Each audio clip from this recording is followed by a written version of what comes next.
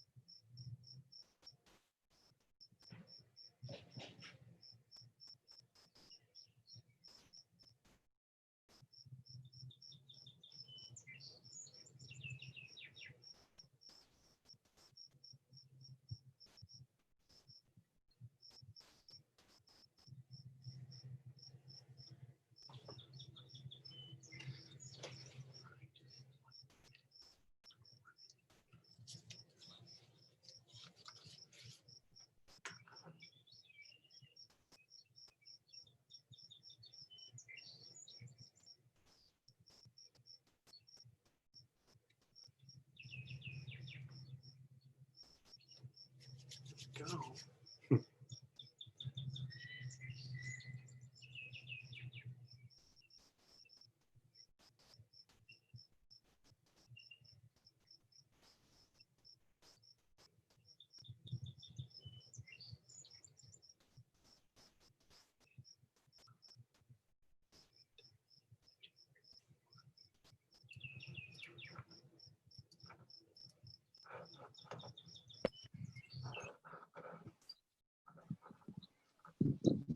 Hi, everyone. Happy Canada Day, and thank you so much for joining us at your Toronto Zoo for our virtual Canada Day celebration. We have an incredible lineup set up for you today, and we're really excited to share that with you. And before we get started, we want to share something else that we're really, really proud of, a great new partnership. Fantastic. Let's bring it up, guys.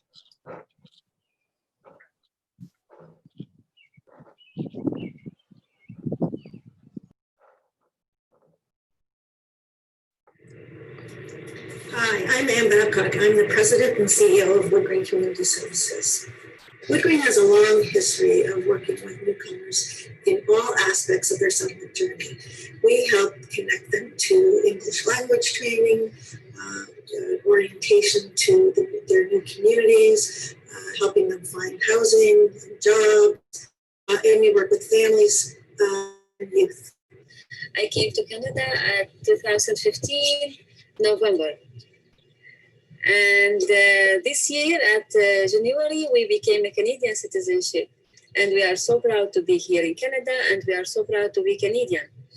It's a lovely country, and we are so happy here. It's a peaceful country, love country, dream country to everybody. For me and my family, it's a dream country, and we are happy here. Everything going super good. We came from a war country. We never thought that our life would be again like before, but actually it's became better. And my kids are happy in the school. Me and my husband, we are building up again. We went through school again. We are working now. Everything going super good. And now I'm gonna let my husband introduce himself. Hi, my name is Nidal Selloum. So as my wife said, we came here like 4 years ago. And actually we are so happy and so lucky like to be in Canada. And actually we are also now Canadian citizenship, which is, we are so proud for that. And actually I can see like we build our life again. We give our kids better life. And that's make us happy because we saw them grow up like with a nice country, peaceful and safe country, which is much most important for us. And that's why we feel like we are very lucky to be here and actually to be as a Canadian citizenship. Hi there, I'm Dolph Dion, CEO of your Toronto Zoo. Our mission here at the zoo is connecting people, animals, and conservation science in the fight against extinction. And we're really excited to be working with Wood Green, an amazing community organization, to reach more people with that mission. Today, you're going to get to see the Selloum family as they check out our Scenic Safari, one of the amazing new experiences at your Toronto Zoo. Hi, we are so excited to visit the Toronto Zoo. Thanks Wood Green for giving us this opportunity to have this experience. Actually, it's so nice to drive through the zoo. It's our first time and we are so excited for that. So,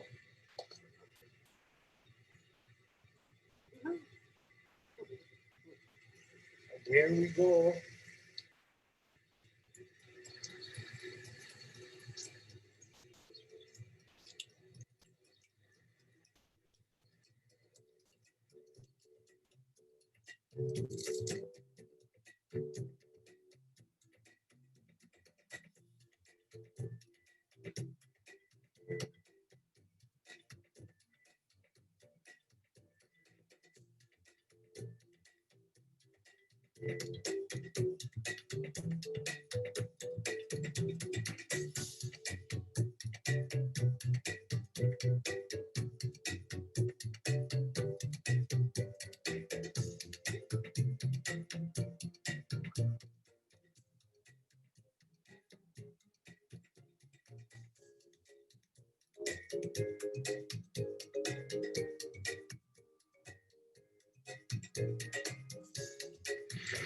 Thank you, Toronto Zone, and thank you, Green. It was very nice. Thanks. The partnership with the zoo is a fantastic opportunity for the newcomers Woodgreen works with to experience one of Toronto's best family-friendly attractions.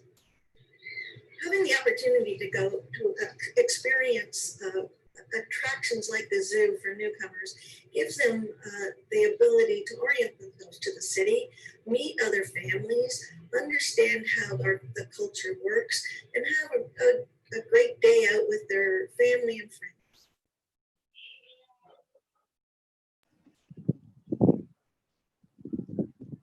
It's so amazing to celebrate the diversity of our country, of the people, and the amazing natural world from coast to coast to coast. And before we go too much further, I'm going to kick it over to Taylor to acknowledge the land that we get to celebrate. Thanks, Dolph. Ani Bozo. I would like to acknowledge that the land that we are standing on today is home to many nations, including the Mississaugas of the Credit, the Anishinaabe people, the Haudenosaunee people, the Chippewas, and Wendat people. I'd also like to acknowledge that Toronto is covered by Treaty 13 with the Mississaugas of the Credit and the Williams Treaty with many Anishinaabe and Haudenosaunee bands. Be good for joining us. Thank you so much, Taylor. You know, it's so important that we come together at times like this, and it's tough with COVID-19. We can't be out in the park together. We can't do our usual festivities, but we're all doing our part to stay safe and stay together. And that's what we've been doing here at your zoo. We've been closed, unfortunately, since March, but we've still been caring, looking after those animals and making sure they get everything they need. Before we get a little further into our presentation, we got a great message from our own mayor, John Tory.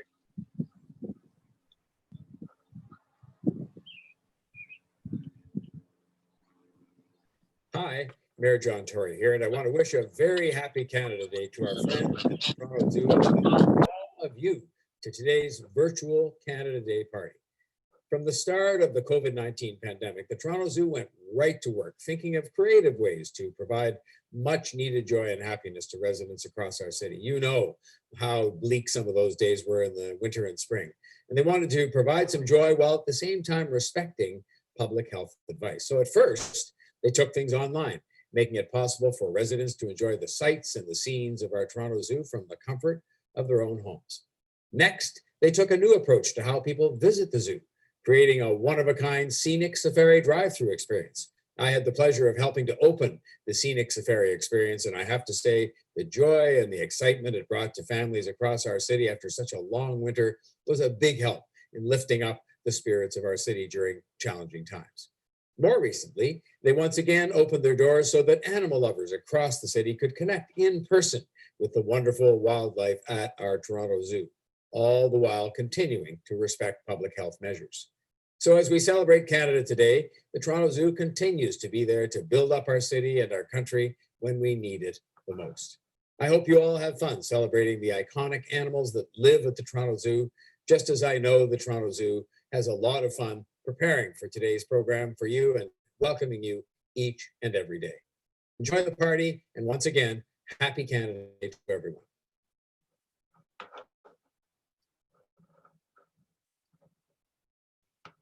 Your kind words, Mayor Tory. And before I kick it over to Mary Ellen and Sean to actually get us out on our tour, we have one other special announcement.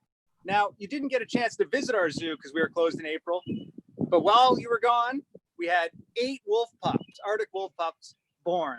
And I'm really happy today to be with Kyle to talk a little about these new zoo residents and what they're like. Kyle, thanks so much for joining us. Hi guys, thanks so much for having me. I'm really excited to be joining you guys on Canada Day to be talking about our growing wolf pack and giving you a little pup date on the go. Thank you for that. Kyle, there's 8 of these youngsters. There's a theme for their names. Can you tell us a little bit about that? Yeah, so we've actually named 6 of our wolves after a derivative of the meaning of the word brave, actually. So it's really neat to be able to name them all kind of similar names and with similar meanings. So there's those 6 names, and there's 2 other names that are really important to us. Alula and Hamza, 2 young people we lost during this pandemic, and we wanted to honor them with those names at all. These times have been really tough. So Kyle, we have these wolves, they're there, they're with the pack.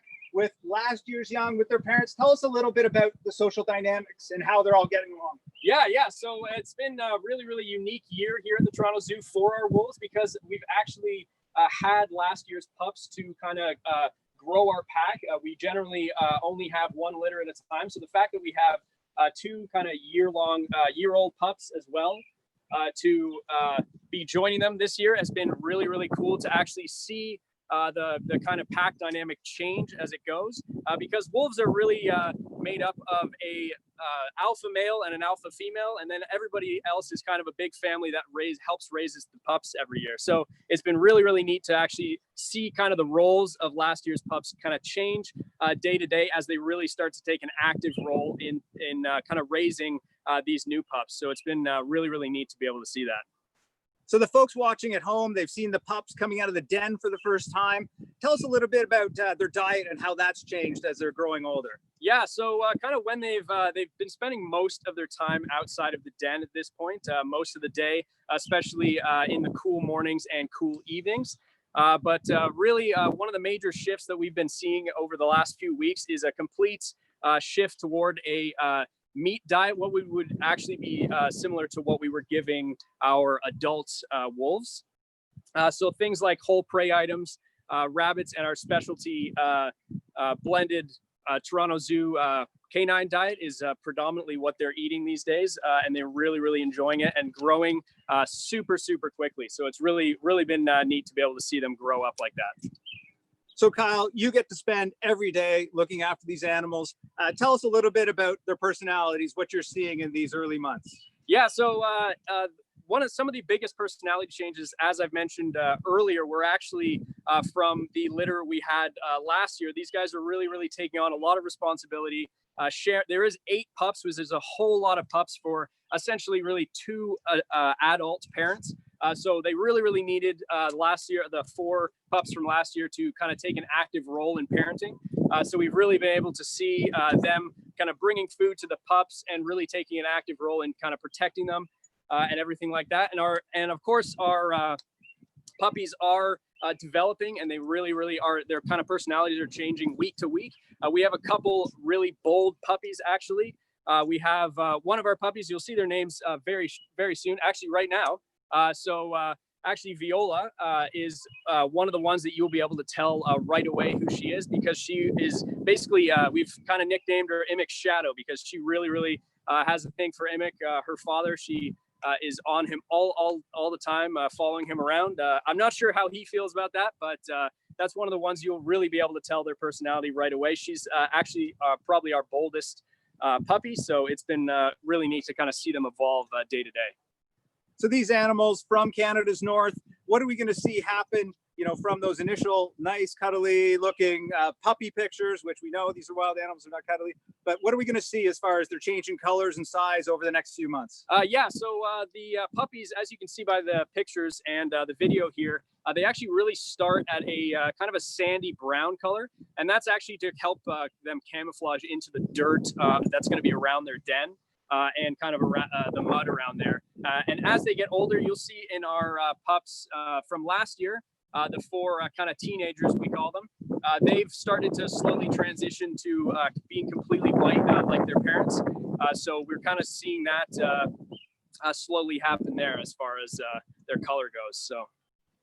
Okay. Well, Kyle, thank you so much for that. Thanks to you and all of the amazing animal care staff at the zoo for all the work you guys do every day. We really appreciate it. And we know our guests appreciate it. Our members started coming back in yesterday. Those coming through the seas through Safari have been enjoying it. And we'll be open for all guests on July 4th, so they can get a look at the work you've done in these amazing young wolves. Thank you so much, Kyle. Thanks so much for having me, guys. Enjoy the rest of your tour. So as part of our Canada Day event, we actually have a riddle for you, and you are going to get clues from Mary Ellen and the rest of the team as they go through. So let's get that started.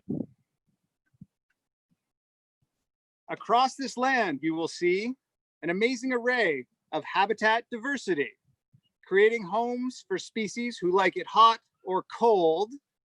Seeing them up close is truly a wonder to behold. I'm going to say it again. Those of you with your phones, your mobile devices, you can do a screen capture if you want to grab that.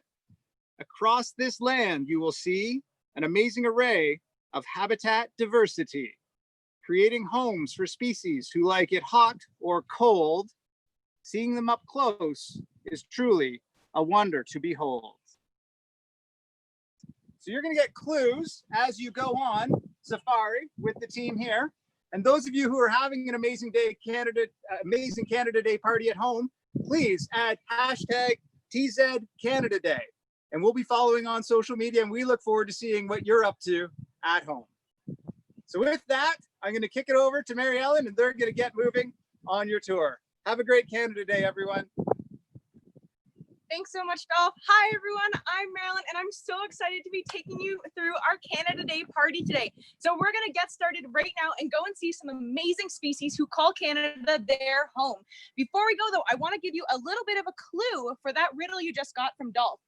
As you're listening today, what Sean, myself, and Taylor have to say about our animals, I want you to be listening for a habitat or location here in Canada that fits those riddle clues. All right, so maybe you have all your party, you have sing-song printed, you have all your Canada Day snacks. Let's head out and start the party. Follow me, guys.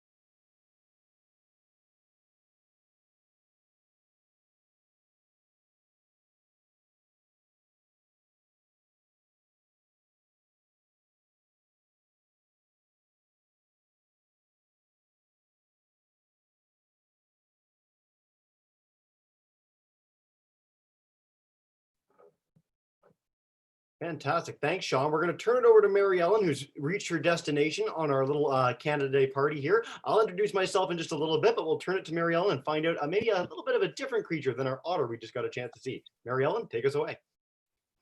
Awesome. Thanks so much, Jesse. And you're right. We are at a very different animal than our otter. Follow me over here. We're going to meet Keeper Sam and a very cool reptile who calls Canada its home. Hi, Sam. How's it going? Hi, how are you? All right. Can you introduce us to who we have here on our interesting pegboard and moving around here? Yeah, so this is McFly. He's one of 3 fox snakes that we have here at the zoo. We have 2 in our outreach and discovery department that live right here in the portable. And our final one is in the Americas Pavilion. How cool is that? So you guys can see right now, McFly is doing some amazing workouts right now for us. Can you tell me a little bit about what this pegboard actually is for him and what it helps him do? Yeah, so this is an enrichment device that one of the keepers in the O&D department, Bethany, made. It's a good way for us to get the snakes out of their exhibit, get them moving in a way that they can't in their exhibit because there's a lot more vertical space here. So you can see he's navigating the pegs quite well. He's stretching his muscles. He's getting new scents, and it's a good way for them to meet new people. That's awesome. Look at him go. He is super active today. That's so cool. So I mentioned as we were walking up, the McFly can be found here in Canada. Can you tell us a little bit about where their populations are from? Yeah, so primarily in Ontario, they can be found. And in Ontario, mainly the Great Lakes regions and the western edge of the province. Awesome. Look at him go there. How Yeah, cool super is that, everyone at home? Here, I'll get out of the way so you can see him without my shadow there. That's so cool. So we were mentioning earlier how Canada is such a diverse landscape and has so many diverse habitats. Oh, looks like he's going for a little adventure there. He's coming back around the other side there. You can catch him. Look at him go, climbing on this like a jungle gym. So you mentioned that there's a lot of diverse habitats here in Canada. Can you tell us a little bit about how he can survive such, hot temperatures in the summer and then such cold temperatures in the winter? Yeah, so in the winter, he will hibernate because it does get quite cold here. And in the summer, he will find refuge from the heat in some muddy sand, mud pits. That'll help him cool down quite a bit. And also he can find refuge in leaf litter on the ground. Oh, cool. Just gonna put him back on the side. Oh yeah, for sure. As cool it is to see him walking around, we need him to stay up on our pegboard here and not exploring out on the hot tarmac here around us. He is very cool though. So his name is really interesting though. You mentioned that he's a fox snake. Yes. Can you tell me a little bit more? How did he get that naming? What does that do for him? So that's a great question. They get that name because when they feel threatened, they can emit a musk that smells quite a bit like a fox. So if there's a predator that comes near him, he can emit that and the predator will think that there's a fox nearby and will hopefully move along and not come after him. Yeah, that's awesome. That's so cool. And you guys can probably get a really nice look at home. As he's climbing here, you see that he stands out pretty heavily across the green, but in with the wood, he actually blends in really well. So this type of camouflage really helps him in his habitat. As you were mentioning, he likes to burrow in under leaves to stay cool. Is there another way that he can use those leaves to help him with his survival? Yeah, absolutely. So he can camouflage quite well. We have one venomous snake in Ontario, and that's the Massasauga rattlesnake. And he actually looks quite a bit like the Massasauga. So again, to help with predation, ideally if a predator sees him, they'll think it's a Massasauga and continue along. But yeah, he does blend in quite well with the leaves. So you could be walking right by one and not even know. That's so cool. I haven't seen one of these guys in the wild, but I know that there's another trick. Steve, if we get you to zoom in right up on their tail up here, you guys will notice at home that their tail is just a normal snake's tail. But what's their fun little party trick that they have that they use it for? So they can actually shake that tail rapidly in the leaf litter. And when they do that, it sounds quite a bit like a rattle, which to a predator, they might think that there's a rattlesnake nearby. So that's another adaptation they have to survive predation. Look at them go. So they are really true survivors here in this wild Canada weather that we have in our wild habitats. Now we are mentioning that they look a lot like the Massasauga here. I'll let you go down and grab him here while he's wandering away on us. They look a lot like a venomous snake and they have that false rattle, but are they like a venomous snake to take care of? Do you like working with them? How are they in the habitats and stuff like that? Yeah, these guys are a very docile snake. They have been handled since they were very young. So they're used to coming out, being handled. Pre-COVID, people were actually able to touch them and they're very used to that. They've been doing that their whole lives. In general though, if you ever see one in the wild, I would just give them a space. Just like any animal, if they feel threatened, they may bite if they do feel threatened. For sure. So Just give them Awesome. their space and they'll leave you alone. Exactly. And that's a great life lesson here. These guys are so cool and we're so lucky to get up close and personal with them. All right, it looks like McFly has a mind of his own right now and he wants to continue on his own Canada party. So guys, we're going to say goodbye to McFly. Goodbye, Sam. Thanks so much for helping us out. Happy Canada Day. We're going to continue on our party now, but we realize we haven't introduced you to Jesse behind the camera either. So Jesse, I'm going to throw it back to you and we're going to continue on our Canada Day party. All right, guys, we'll see you in a little bit. Fantastic. Thanks, Mary Ellen. What an amazing snake. You guys are so lucky at home to see a snake so active, and what a beautiful creature. I'm so glad we got out a message of how wonderful animals they are. So yeah, my name is Jesse. I'm with Exploring by the Seat of Your Pants, the digital education partner of the Toronto Zoo. I'm so thrilled to be here today to highlight all the amazing staff at the zoo, all the incredible creatures that call this place home. And yeah, I hope you guys are thoroughly enjoying our party. We're about to go to a mid-party break, but I wanted to highlight something in a way that you guys can take part at home. So in addition to the hashtag, in addition to some of the activity kits you can check out on the party website, we use something called the Slido app. So if you go to Slido, SLIDO.com, you can use the event code TZCanadaDay. So the same thing as the hashtag TZCanadaDay, and share your questions, whatever you're interested in, whatever amazing animals the zoo you want to know more about, maybe what's going on for Canada Day, maybe what's going on with the zoo reopening again to the public really soon, which is really exciting. So check that out, Slido.com, event code TZCanadaDay. You'll be able to take part in some cool polls and share your questions, upvote your favorites and more. With that said, I will take us back to the party. We're going to share a little bit about how you can contribute to some really great conservation efforts at the zoo and learn about some of the stuff they're doing. So I'll take you guys to that right now. Let's do it.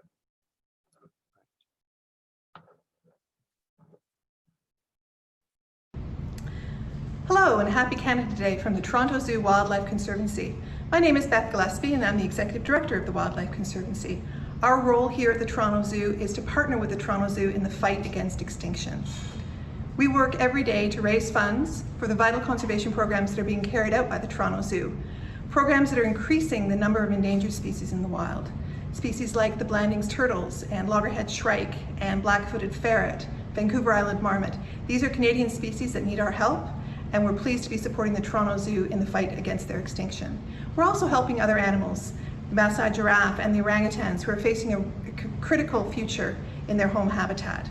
You can become a partner in the fight against extinction. Go to our webpage at wildlifeconservancy.ca and see what you can do to help fight extinction of animals worldwide. Thank you again. Happy Canada Day from us and from all the animals at the Toronto Zoo. Fantastic. What an outstanding message. And now we're going to turn it over to Sean again, who we met at the Otters, and we are going to learn a little bit about one of the zoo's most charismatic and amazing creatures I'm super excited about. So let's turn it over to our friend Sean and get us underway. Continue on the party at the zoo right now. Come a little bit down and meet our friend and introduce our next guest to us right now. Hi, Courtney. Hi. So who do we have? We have our two older female pointers. Their names are Aurora and Nikita. Aurora is the one that's taking a swim in her swimming pool right now, and Nikita is the one that's wandering around on land. She's looking for some treats. We just gave them a watermelon, but they seem to have cleaned it all up very fast. So we have two polar bears, or how many do we have here at the zoo? In total, we have 5. We have these two here, and then we have actually 3 of Aurora's children. So she has 3 in total. We've got all 3 here. Her 2 sons are Humphrey and Hudson. Hudson is the older one. Those guys are chilling in our big pool right now. They're having lots of fun over there. And then Juno's their youngest, or Aurora's youngest, and their little sister. And she's over in one of our far exhibits. Last I saw her, she was swimming in the pond, and she's probably not going to come out of there anytime soon, sorry. So they look almost identical to me. How do you tell them apart? So the he was going to block us, so we can't see it. But if you take a look at Aurora next time she pokes her head out of that water, and once Nikita moves her fluffiness out of the way, you'll see that Aurora has one little mole just beside her eye. And that's how we tell them apart. Other than that, if you really get to know them, Nikita generally has a bit of a fatter head, but we don't like to tell her that to her face. So we go by the mole. So you said that you just gave them watermelon, something that they would eat on a normal basis as vegetables and stuff, or do they just eat fish most of the time? So it honestly depends on the time of year. Right now, in summer, when it's nice and hot like this, there's sea ice up in the Arctic. It's all going to melt away from them, and it's going to be really hard for them to hunt. So they might not come across watermelon up there, but they're going to find things like seaweed, lettuce, other trees and berries and things like that. So that's what they're going to be eating most of the summer. Because just like when it gets hot out for us, we don't really feel like eating. The same goes for them, and they don't really like eating too much in the summer. But when winter comes back and the ice grows out, they're going to go out on that ice and they're going to use it to hunt. Mostly they're going to hunt seal, but they'll get whatever they can find. So if they can catch a fish, they'll catch a fish. If they can get something bigger, they'll go after that. But really, they'll really like to eat seals whenever they can. Okay. So they're called polar bears, and that's because they're found in the Arctic and the tundra, which is the coldest habitats that we find in Canada. Can you tell us a little bit about the adaptations that these bears might have for that kind of a climate? Of course, and actually you guys are getting a great shot of it right now. You can see that really thick coat. Even though it's nice and hot now, she still has a lot of coat left on her. It will get even thicker in winter.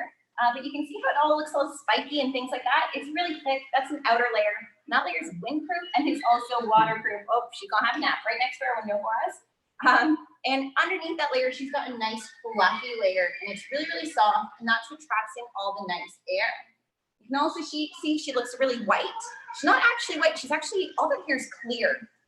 And what it does is it will trap air inside of it, and it'll keep her nice and warm. So in winter, she'll trap warm air there, and it'll keep a nice bubble of warm air next to her skin so she can stay warm. And right now in summer, it's actually keeping her cool because she's trapping cool air in there. So it works kind of both ways. Another good way for them to stay active in winter is they have a really good fat layer. So their fat is about 4 inches thick. It's about that much for those of you that might not know exactly how much that is. And that keeps them nice and warm all winter long. They are huge. I think they're the largest predator on land. Is that true? So it's considered the largest land predator. The only predators that would be bigger than that have to be in the water for the most part. Some always say maybe it's the grizzly bears. You know, technically polar bears are overall the largest. These girls here, they weigh about 800 pounds right now. Their summer weight, which is a lot lighter than their winter weight. Our boys are even bigger. Hudson's getting pretty close to almost 1,500 pounds, wow, which is absolutely massive. That's incredible. Thanks so much for sharing the information about these bears. That was wonderful. No problem. Thank you guys for coming out. We hope you enjoyed your polar bears. I know I really like them here. They're one of my favorite animals to work with, so I'm really happy I could share them with you all today. All right, happy Canada Day to you, Courtney. Happy Canada Day for me, and I'm from Aurora and Akita. Excellent, thank you. And we'll go back to you, Jesse, to go to our next animal that we might have to look up high for. Fantastic. Thank you so much, Sean. What a really cool experience. I know the video cut out a little bit for some of you people at home, but hopefully you guys caught a lot of that. But what a spectacular creature. We've also been hearing that you guys didn't get a chance to hear the river otter video, so we will post that on the YouTube channel after the fact. You can check out the river otter. I know it won't be part of our Canada Day parties per se, but it's a chance to hear what they had to say because it's a really fantastic creature, and we really want you guys to be able to do that. So as Sean said, let's look up high. Our next creature is a little bit different than the ones we've had so far. I'm really excited to share it with you. Let's bring that up. All right.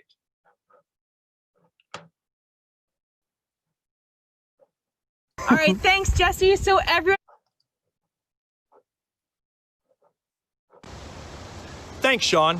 And the next animal we're going to talk of is an animal that is extremely significant and important to Indigenous people. For the Anishinaabe people, this animal is a clan animal, and is also the animal that represents the grandfather teaching of love. This animal is believed to have the strongest connection with our Creator, and is also believed that when you're holding a part of this animal, you can feel that connection. Our next animal is an eagle, a bald eagle, and this is Keith. Hi there, hi everyone. So my name is Keith, and this is Wombly. She's one of our bald eagles that lives with us here at the Toronto Zoo. Wombly actually turned 32 years old this year and has been with us basically her whole life, since the time she was about 6 months old, because she was a rescue bald eagle that we were happy to have at the zoo for this long. Wow, that's awesome. And so Keith, I'm wondering, here in Toronto, I know we have a couple bald eagles here at the Toronto Zoo. Do we have any eagles that live in the city, outside of the zoo? Yeah, so a bald eagle's range, they extend from Alaska down through Canada and the United States and into parts of northern Mexico. We do have them living right here in Ontario and the GTA. The population isn't as big as it is in some other places, like along the coasts, but we definitely have some here. Even in the winter, sometimes we'll actually see them flying over top of zoo site, which is a really, really neat thing to see. Cool. And so I'm wondering, just to build off that, what do they eat in the wild? So A bald eagle is a type of fish eagle, so that means the bulk of their diet in the wild is mostly fish. Things like salmon would be a favorite food to these guys. They also will scavenge a little bit as well, so if they come across something that has died, like a deer, they're going to eat that as well because it's a free meal, and so they will be opportunistic in their hunting a little bit as well. Cool. And so just to build off that, you said in hunting, do they have any special adaptations for hunting? Yeah, so they actually have a bunch of really neat ones for being a fish eagle. The bottom of their feet is almost like a sandpaper-like texture, which allows them to hold on to a fish, which you imagine would be very, very slippery.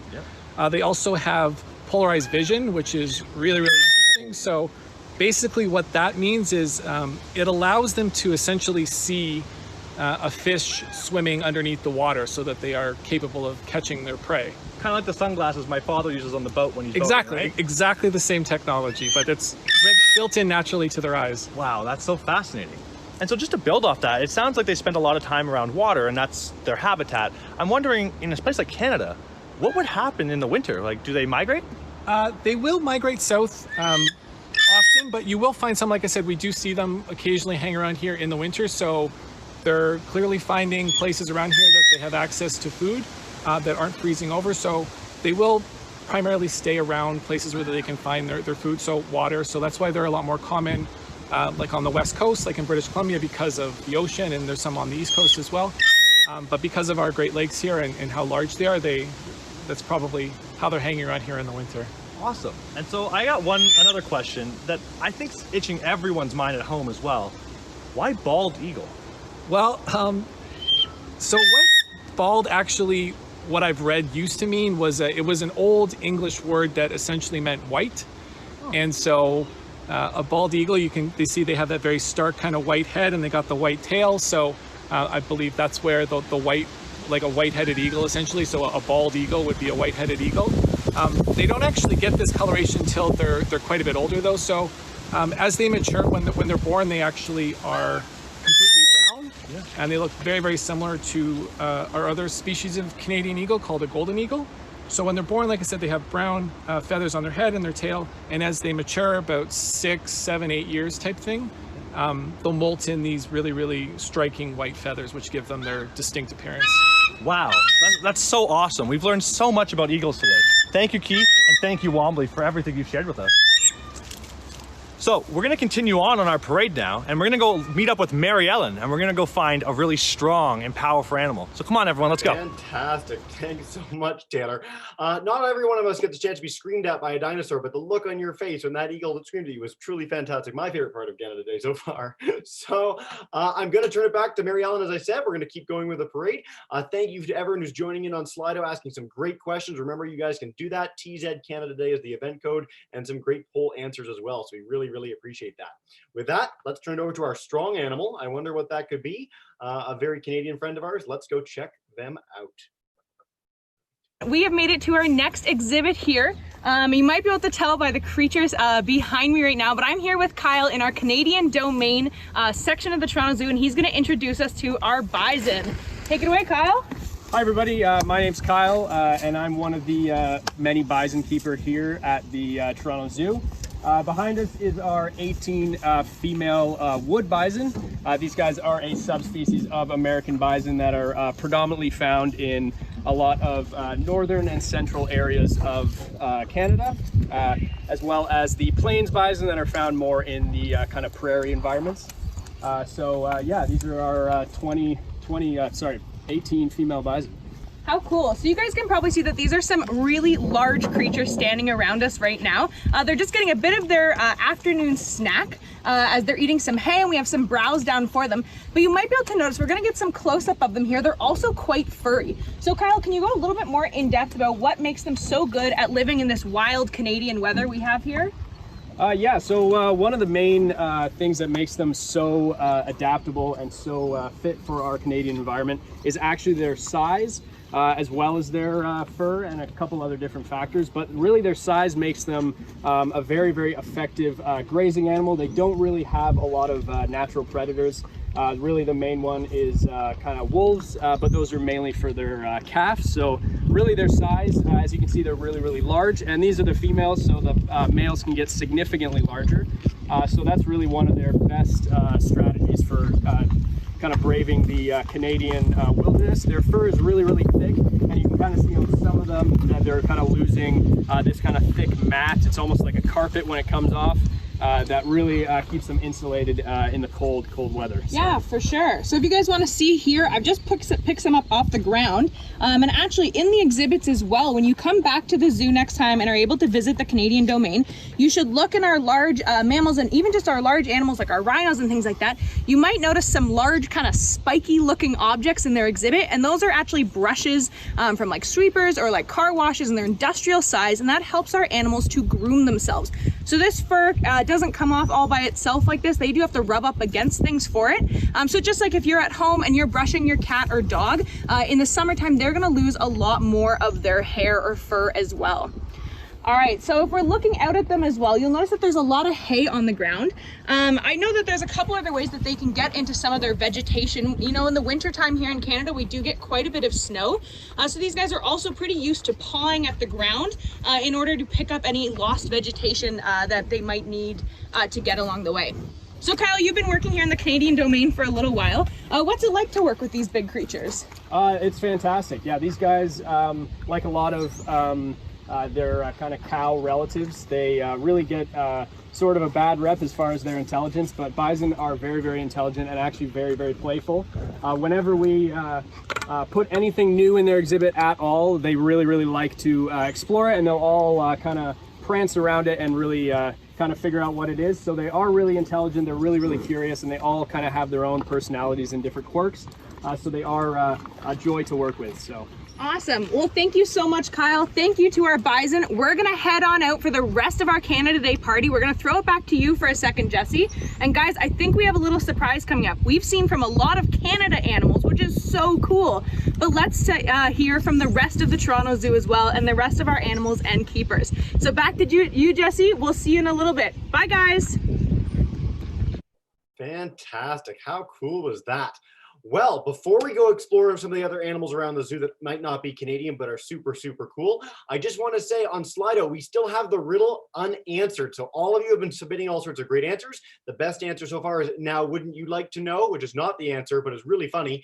But check it out. Try and think. There's a synonym. Someone got it really close, but if you can try and answer the riddle before we announce the big winner, and let me know who you are too. So answer the riddle, write your name beside it. I'll know who to do a shout out to at the end. I'm loving the questions pouring in, and keep them coming. We are going to Q&A fairly soon. All right, with that said, let's go explore the other amazing animals that Mary Ellen told us about, and hold on tight for an awesome parade. Thanks, Jesse. All right, everyone, we are ready for our Canada Day parade. So I went and got my big bag of Canada themed apparel here, and we're gonna go see if we can find a few animals who maybe aren't native to Canada, but they still call it home because they live here in the Toronto Zoo with us. All right, let's go see if we can find some of our animals for a Canada Day parade. Follow me, guys. Hi everyone, my name is Bethany, and we want to wish you a happy Canada Day from the Outreach Department at the Toronto Zoo, as well as our team of goats.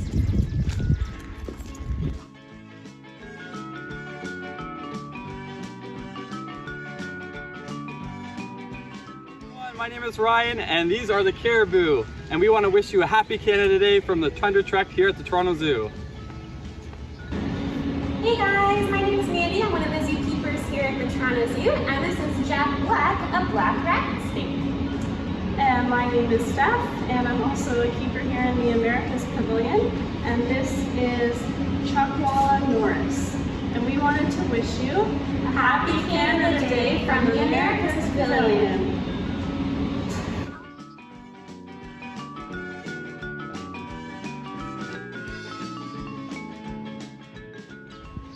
Hi, my name is Rebecca, and this is Alice, wishing you a happy Canada Day from Australasia. Hi everyone, my name is Brandon, and this here is Josie and Soraya, and we wanted to wish you a happy Canada Day from the Eurasia area of the Toronto Zoo. Hi everyone, my name is Olivia, and we want to wish you a happy Canada Day from my friend Suba and Isla. Yeah.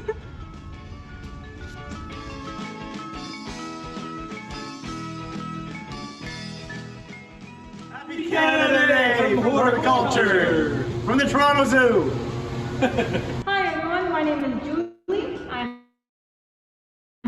I'm Jessica, and we just want to wish you a happy Canada Day from the Wildlife Health Center.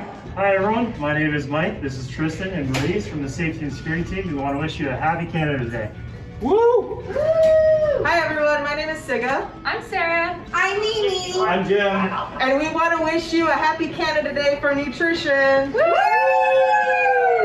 Hi, I'm Amanda, and this is Jennifer, and we would like to wish you a happy Canada Day from the Toronto Zoo Strategic Communications and Events team.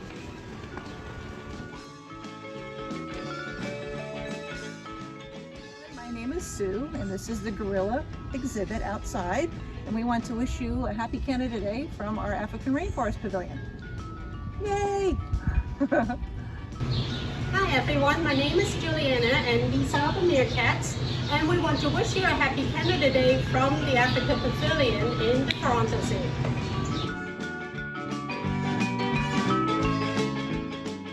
My name is Nick.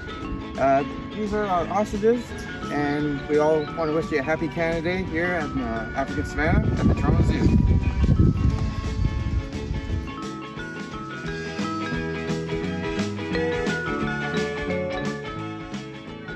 Amanda, and this is Matilda, and we want to wish you a happy Canada Day from us in the inside Savannah of the Toronto Zoo.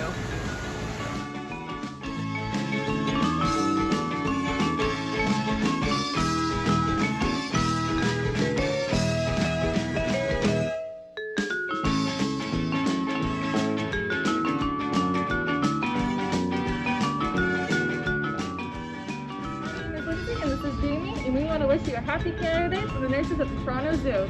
Woohoo! Hi, this is Melissa, and here we have Captain Sunshine, and we just wanted to wish you a happy Canada Day from the zoo to you. Hi, Rebecca. Hi, Ember. Happy Canada Day from Guest Experience. Happy Canada Day from Guest Relations.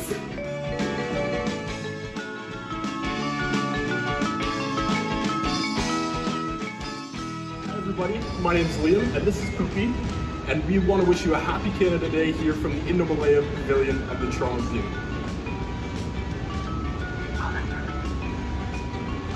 Hi everyone, my name is Angie, and this is Ashley Kieran. And Kieran, we want to wish you a happy Canada Day from Indo-Malaya. How awesome was that? I don't know if we can agree, but I think Captain Sunshine is the name of a Blandings turtle, and the fact that an orangutan had a Canadian flag are the best part of that video, which is all awesome. So thank you so much to the zoo team for putting together such a fun tour of all the amazing animals that might not fit in within Canada, but are certainly happy to be here on Canada Day. So first things first, let us unmute Mary Ellen, and we'll talk about this riddle before we dive into some question and answer. So Mary Ellen, I regret to say that we stumped all of Canada. We had someone who had temperate coniferous forest, which is really close, and we have a lot of people that like the name Canada. They're really patriotic. But what was the answer to our riddle? We're all stumped at home. Oh my goodness. Okay, I'm going to give you a couple more clues here, and then I will say the answers. So it was actually said when Sean was talking with our polar bears, and they are commonly found in our tundra trek. The answer was tundra. Ah, fantastic. Well, thank you. So there you go, tundra for all you folks at home. What we'll do now is dive in with Q&A. You guys have been asking some great questions over the last 20 minutes. And so what I want to do is go through with Mary Ellen some of our top ones. So Mary Ellen, our first question from Shane: how much food do all the animals eat at the Toronto Zoo every single month?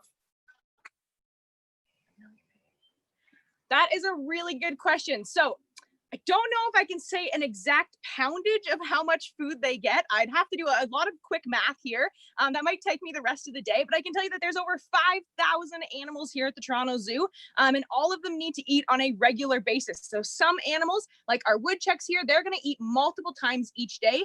Other animals, like our larger snakes, they might eat once every week, once every 3 weeks. And our really large carnivores, like our polar bears, or our big herbivores, like our bison, those guys are eating a ton every single day. So we have a full nutrition team here, fully staffed at the Toronto Zoo, and they prepare all the meals for our animals. So it is quite a bit of food that goes out each and every day to all of our animals here at the zoo. Fantastic. Thanks, Mary Ellen. All right. Next question. We got to see the amazing wolf pups. I think a lot of us know about your baby giraffe. How many babies were born at the zoo while you guys were closed to the public? Okay, good question. So we did have our baby giraffe was born, and she just had her naming contest. So she's been a name. So you can go check out the video of that on YouTube or on Facebook or Instagram at the Toronto Zoo and check out her naming video there. It's really cool. We had our 8 wolf pups, and we also just recently announced they weren't born while we were closed, but we did find out that they were pregnant. Our red panda, who was featured in our little parade there as well, she is actually expecting 2 cubs in the near future. So you can also check that out. We'll keep you updated on the Toronto Zoo Facebook page about any new updates or birth dates or anything like that that are coming out for those guys as well. Super cool. All right, Mary Ellen. A question from someone at home. Are there any wild bison in Canada? We got to see you interacting with these amazing, huge, powerful animals. Can you find wild bison elsewhere in and around the country? Yeah, so there are wild bison in parts of Canada as well. We were kind of talking about where their habitat is. You're not going to find them here in Ontario naturally. But if you go a little bit more out west and a little bit more northern, you're bound to see a few populations. They're actually having a hard time though in the wild for a while, and we had to do several reintroduction programs of them throughout North America, so in the States and in Canada as well. Fantastic. All right. Our next question from Anonymous, our most popular question, really keen. How do I get a job at the Toronto Zoo? What schooling do I need to go through? So a lot of people want to be you, Mary Ellen. How do they get there? That's amazing. I love to hear that. That's actually one of my favorite questions that I do get, because just a few short years ago, I was in that same position. So to give everyone at home a little bit of advice, I guess, I have an environmental science degree from Trent University. And the best way to start at the zoo is you can actually start as a volunteer when you're in high school, be a zoo ambassador, and work your way up that way, staying in contact with the zoo. We have job postings on our website you can check out there. But if you have a passion and love for animals and conservation, it's definitely an organization to get involved with for sure.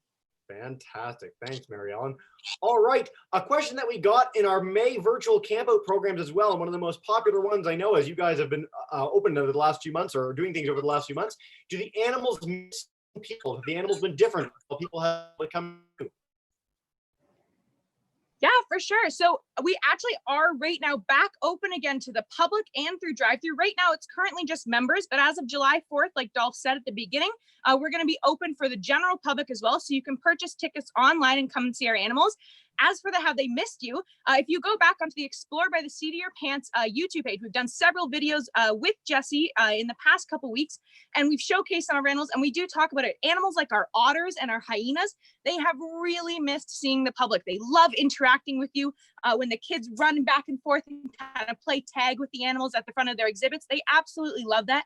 Kanzi, our hyena, she loves people. She was hand raised, so she's very human interested. She loves seeing all the kids around, and when she does see people now through the drive-thru, she gets very excited and starts making a lot of calls of excitement to them. So yes, there's quite a few animals who have definitely missed seeing the people around for sure.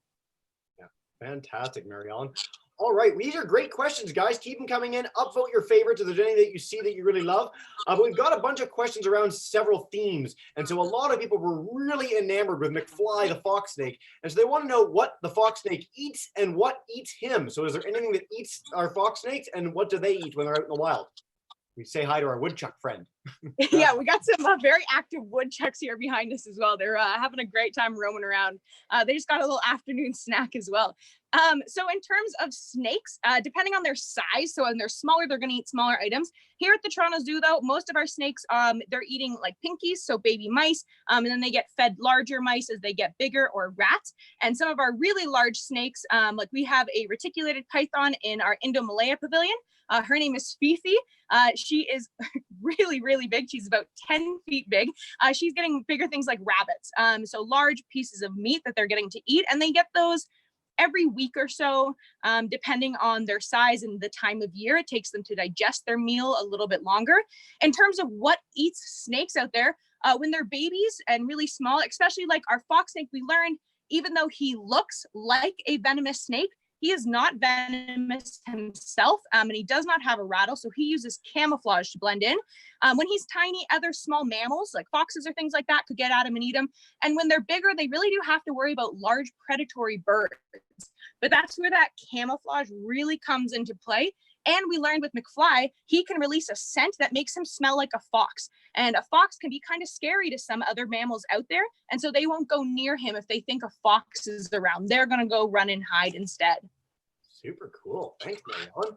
All right, we got a bunch of questions around the bison. So we'll start with one and I'll go to the other. Is bison's fur comfortable? A lot of people are really interested in, like, we've had a bunch of people interested in how soft bison fur is. If it is at all, I don't know. Well, I can personally say, when I actually was at the bison earlier on, I had some of their fur in my hands. It's kind of soft. It's very matted though. So think about it, if you have a dog or a cat at home that really sheds during the summertime, it kind of feels similar to that, maybe a little bit more coarse. I wouldn't say it's comfortable or anything like that. It's quite dirty when it comes off them. They're rubbing off. They have these nice big, like industrial size cleaners that they rub up against in trees and things like that. And it comes off in pretty big mats.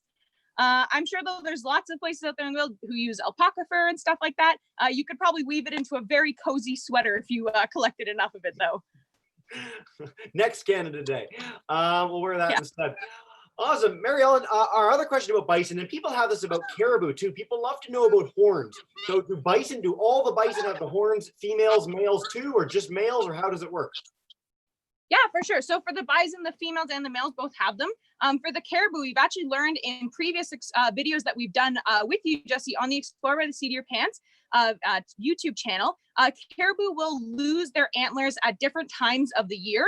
And there also is a difference between a horn and an antler. So quick lesson for everyone here at home, a horn is something that stays on an animal for its entire life and it grows with them bigger and bigger.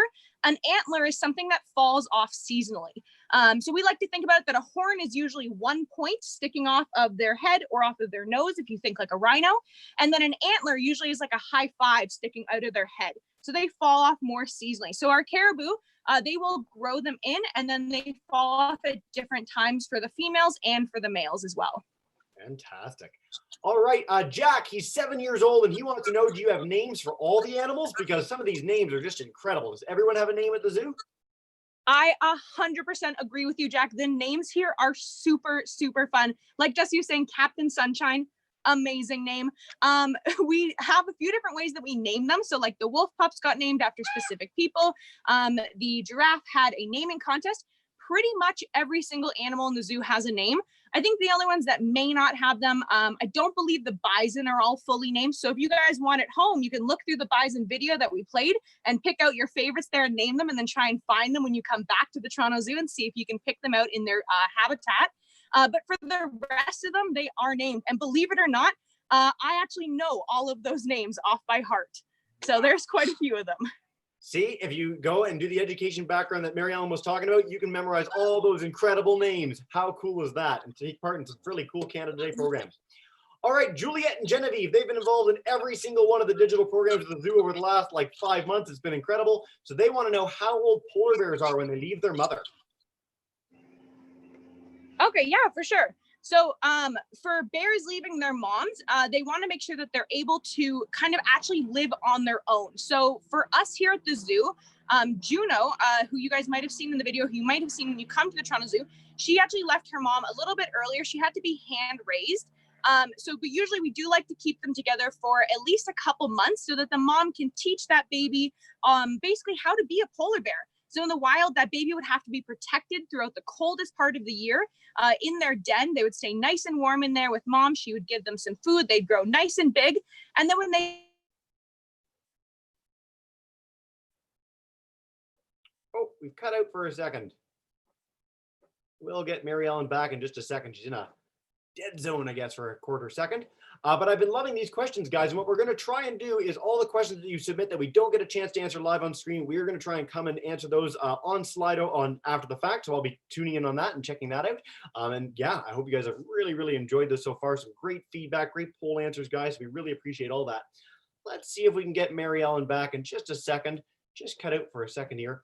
And yeah, in addition, the zoo virtual campout programs from May, both on the Toronto Zoo's YouTube channel, as well as some really amazing footage of their baby giraffe. They've got a live stream there, some of the other cute and cuddly and incredible animals that they have at the zoo. And as Mary Ellen has mentioned, over the last few months, we have done 25 programs with the Toronto Zoo, featuring amazing walkthroughs with Exploring by the Seat of Your Pants, which, as I mentioned, is the organization that I'm with. So if you want to check out Tundra Trek and highlight the polar bears, if you want to see tigers up close and personal, Komodo dragons, orangutans, so many incredible creatures, just go on the Exploring by the Seat of Your Pants YouTube and check that out. All right. Mary Ellen's disappeared for a second, but we are going to get her back. We got the other zoo team ready. We're wrapping up Q&A anyway. We might take one more question before we dive in with the last little bit of our broadcast today, which I hope you guys are every bit as excited for as I am. So let's see what's going on and get our team back. They appear to be coming back in. You guys get to just watch me bob with my Canada Day hat in the meantime. And so exciting to have you guys. What else do we have? Sean on Slido is asking how much tickets cost. You can check that out on the Toronto Zoo website. As I said, they will be open to the general public starting very, very soon. They're open to members right now, and you can still do their Scenic Safari program. So Sean, great question. We look like we have some of the zoo team back. So Kelly or Heather, if you guys want to come in as well in the next few seconds, that would be great. We lost Steve and Mary Ellen for a second. What else? Do polar bears roar or make sounds? By Isaac. So yes, polar bears can do incredible roars. They make lots of sounds. They're really, really fantastic. We've actually done a couple programs with the polar bears at the Toronto Zoo, and the zoo has some on their YouTube channel as well. So check those out and you'll have a chance to learn and explore a little bit more about sort of such an amazing, charismatic animal. So I'm going to take us back to Mary Ellen. She's back on a new device. We got her back. Let's spotlight her video. Get her mic unmuted. Hey, Mary Ellen. Hi, so sorry about that, guys. Our phone actually overheated. It is so hot out here today. We are having a little bit of a hard time with our technology. Hopefully you guys at home are staying a little bit cooler. And you're able to cool down on the hot summer day. We want to see those photos. So if you do have a cool Canada setup and how you're staying cool, make sure you hashtag them on social media with TZ Canada Day, so we can see how you guys are staying cool, because we're actually overheating quite a bit here at the Toronto Zoo right now. So Jesse, we'll take our last question. Hopefully, did you guys catch my answer to the question before though? Before our phone cut out? I don't think so. I think we were just in the midst of hearing it. So if you want to repeat that answer, that would be great. And then, yeah, we'll take our last question. Yeah, for sure. Jesse, do you happen to remember what our last question was there? Oh, dear. I answered a few while we were gone for a second there, so I'm not quite sure. So we'll look back to the footage later. We'll make sure we get that answer to you, and I apologize. See, it's just too hot. Get to a lake, get to a river, splash pad, pools. They're all starting to open in Toronto and beyond. Phase 2 is here. Exactly. So we'll do one last question as we walk over to a place that's a little bit shadier for Mary Ellen and the team. And that is from an anonymous person, but it's the question we always get with the zoo. What is the largest and the smallest animals you have there in the Toronto Zoo? That is a very good question. Question we do get all the time. So I'd have to say our largest animal that we have here at the Toronto Zoo is one of our rhinos. And we actually featured them in our last virtual program that we did that's on the Toronto Zoo YouTube page. So you guys can check it out with our virtual campout that we did during the May long weekend. We were able to get up close to them. They can weigh almost 5,000 pounds. So they are quite large. And our smallest animal here, I would probably have to say it's one of our insects. So here at the zoo, we have many locations inside our pavilions, which I love to call our creepy crawly sections, where we have lots of cockroaches and we have spiders and lots of different types of insects. I would say that probably one of them is definitely our smallest species that we have here. All right, Jesse, so thank you so much for all the questions.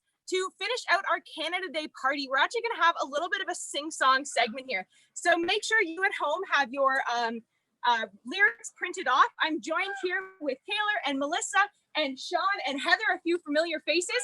And we're going to close off our Canada Day party with a little bit of a song for you. Everybody ready, guys? Yeah. All right, sing along at home with us.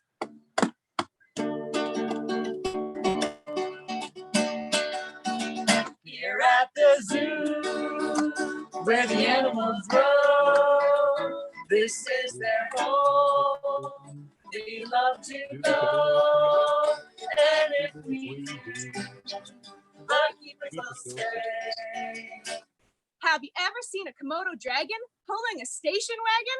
Here at the zoo, here at the zoo, where the animals grow. This is their home.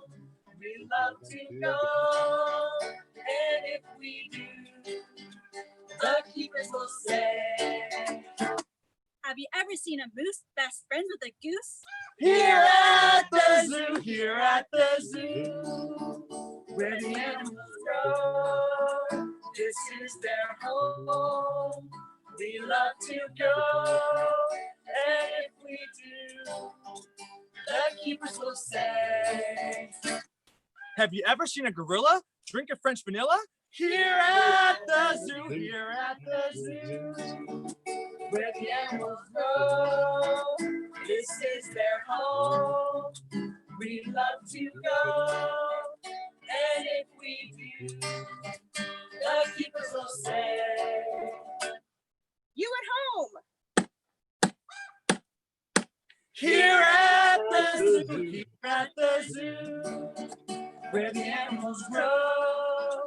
This is their home.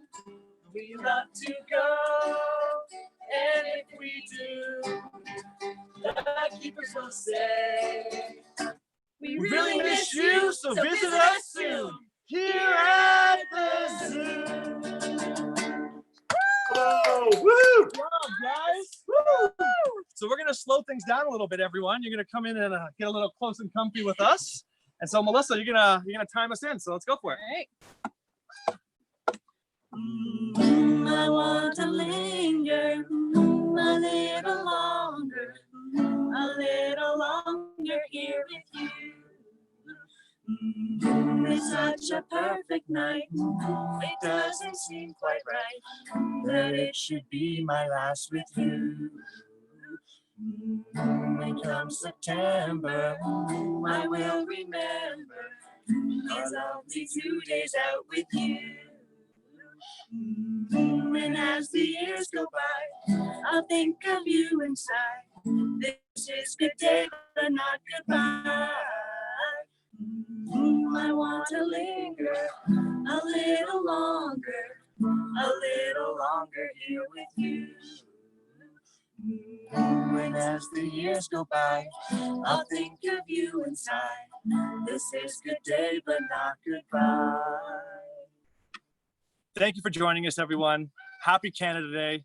Miigwech.